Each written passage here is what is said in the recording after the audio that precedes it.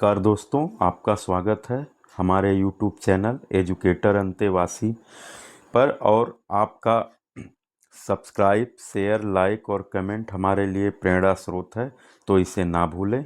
पिछले वीडियो में हमने ब्राह्मण ग्रंथ और उपनिषद के बारे में अध्ययन किया था, तो आइए शुरू करते हैं एक नए टॉपिक वेदांग ग्रंथों के साथ।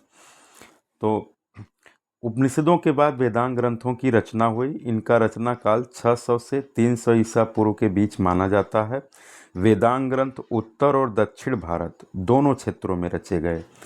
वेदांग ग्रंथ उत्तर और दक्षिण भारत दोनों क्षेत्रों में रचे गए। वेदांग ग्रंथ वेदों के अंग नहीं हैं, क्योंकि इनमें वेद मंत्रों का समावेश नहीं हुआ है। तो उत्तर भारत और दक्षिण भारत दोनों में रचना का कारण, क्योंकि इसके पहले आपने देखा कि जितने भी ग्रंथ रचे गए वो या तो सप्त सैंधव प्रदेश या फिर गंगा यमुना के दोआब में रचे गए, लेकिन वेदांग ग्रंथ ऐसे हैं जो उत्तर भारत और दक्षिण भारत दोनों में रचे गए।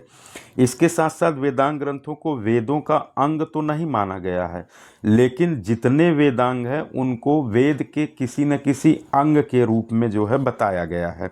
उसका मेन कारण क्या है कि उपमा तो दे दी गई है, लेकिन वेदांग ग्रंथ अंग इसलिए नहीं हो पाए क्योंकि इसमें जो है वेद मंत्रों का संकलन नहीं है।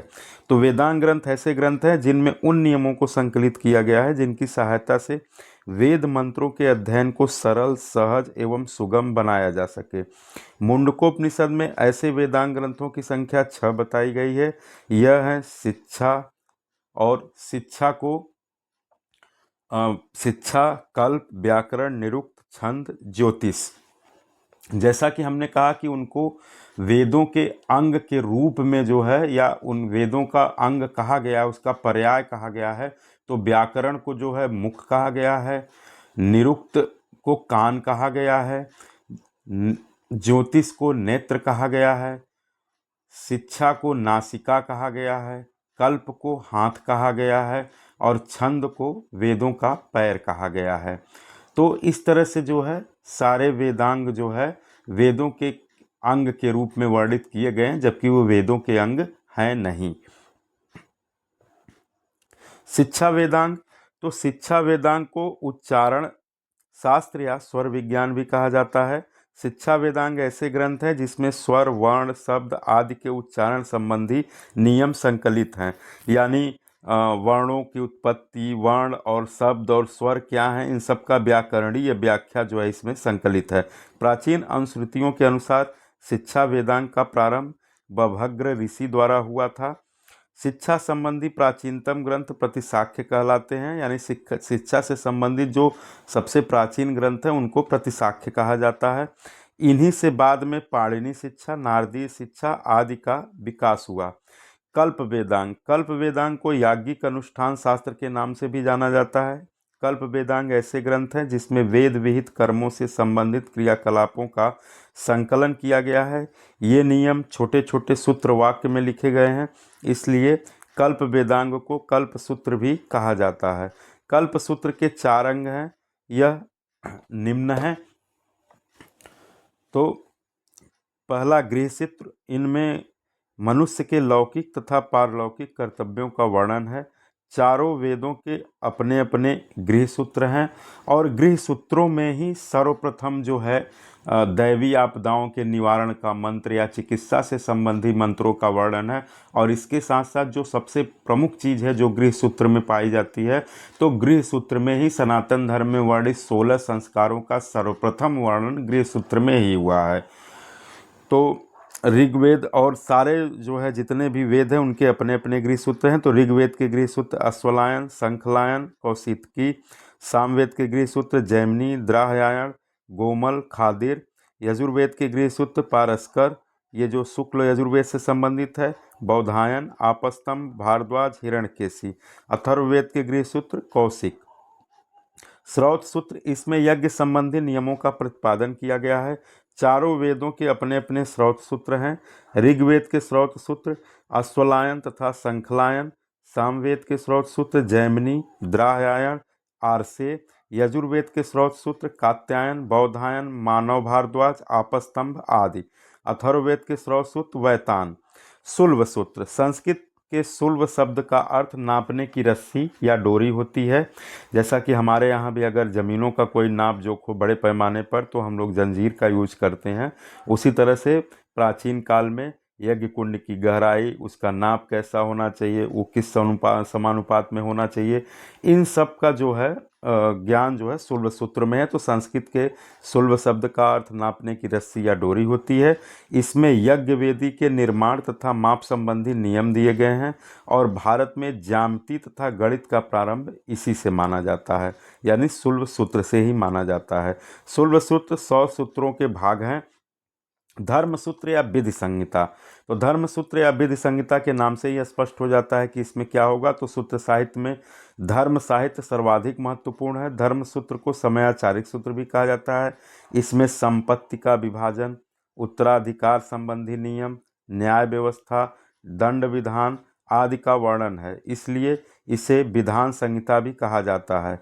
पहला धर्म सूत्र गौतम ने लिखा था। तत्पश्चात अश्वलायन, बौद्धायन, संखायन, आपस्तंभ, वशिष्ठ आदि द्वारा धर्मसूत्र लिखे गए।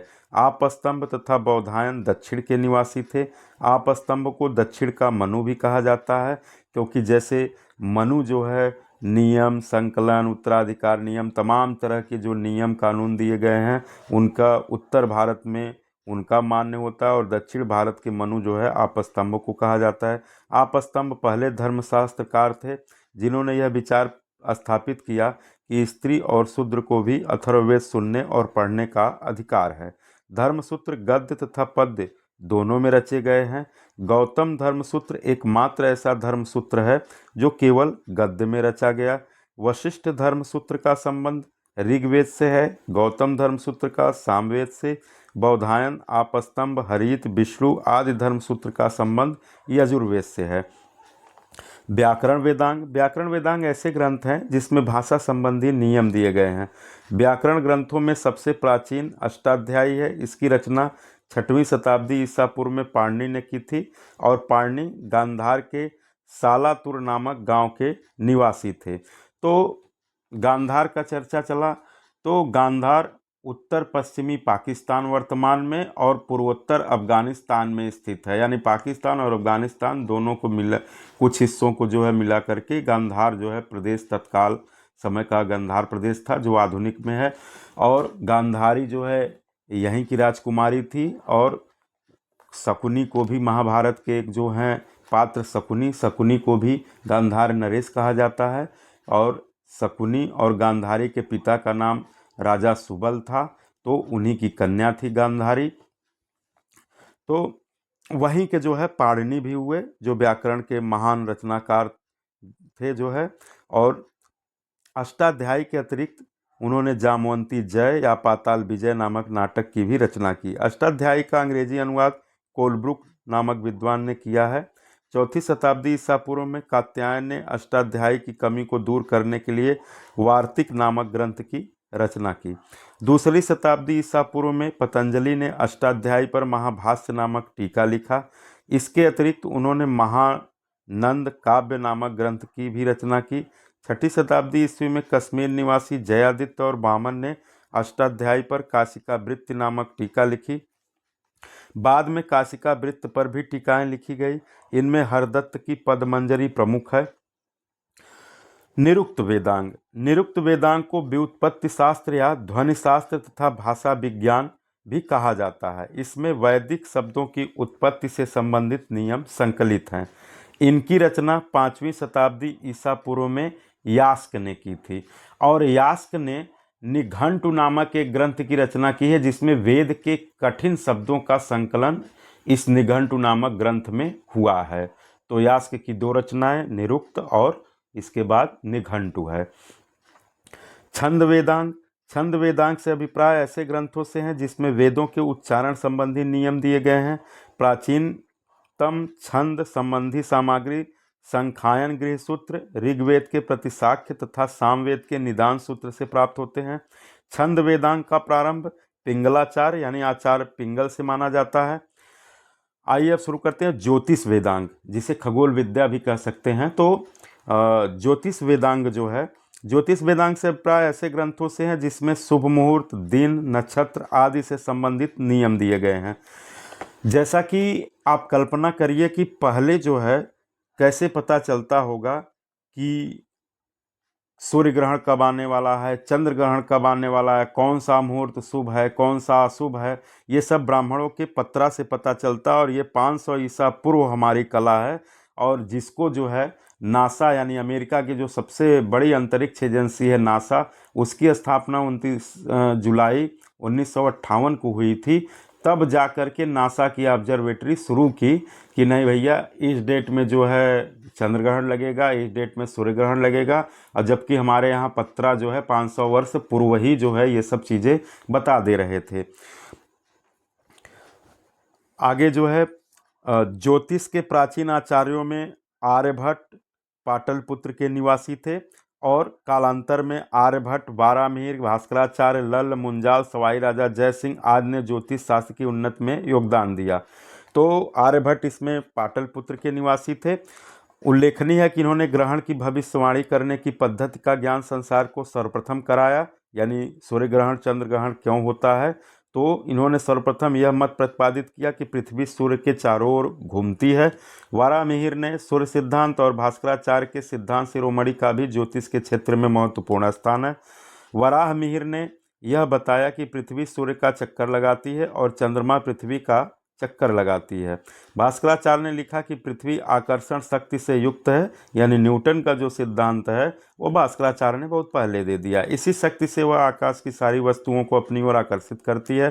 भास्कराचार्य ने लीलावती तथा बीजगणित नामक ग्रंथों की रचना की। अकबर के काल में फैजी ने लीलावती और अताउल्ला खान ने बीजगणित का फारसी भाषा में अनुवाद किया।